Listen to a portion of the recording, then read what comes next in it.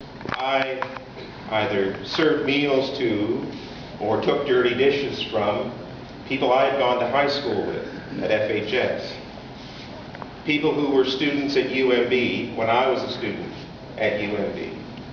People that I saw in church on Sunday morning. One young man who was a scout in the troop that I was a scout leader for. People that I'd had in my Sunday school classes at St. Paul's Church. People that I would see volunteering themselves in other community activities that I would have some involvement in. People whose parents I knew. Parents who were successful, middle-class families with steady jobs, but for whatever reason they had a child that needed to rely on the community kitchen. And it was interesting to watch how those people reacted when they saw me. Now, occasionally there was no reaction at all because they didn't realize or remember that the two of us had some connection. Unfortunately, sometimes the people were embarrassed because they came into the kitchen and they saw someone that they knew, maybe someone that they'd gone to high school with. Sometimes people were defensive. They really felt the need to seek me out at some point before they left to explain why they were there.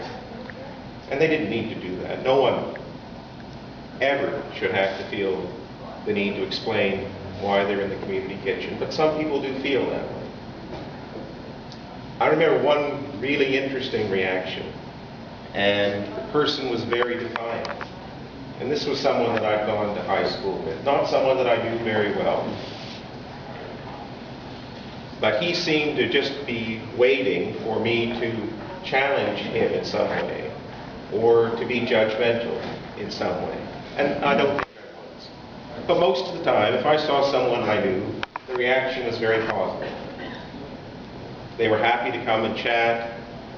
They didn't seem to be ill at ease or uncomfortable at all. But that was an important lesson. And again, I probably learned it in week 1. You never know who's going to walk through that door. The next lesson I learned followed quite quickly after that, and that was every story is different. If you have 75 people in the kitchen at noon tomorrow, you're going to have 75 very different, very personal stories that led them there. I suspect there are people in our community, like most communities, that draw stereotypes or make judgments about the clients or the guests of an institution like the community kitchen. But the reality is, every story is different.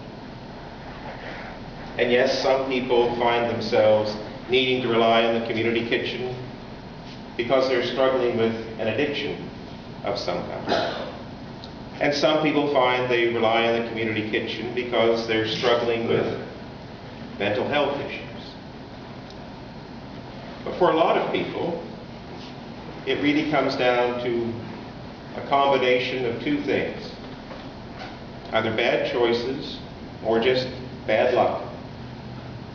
And it's very sobering to think how many people live very close to having to rely on the Fredericton Community Kitchen.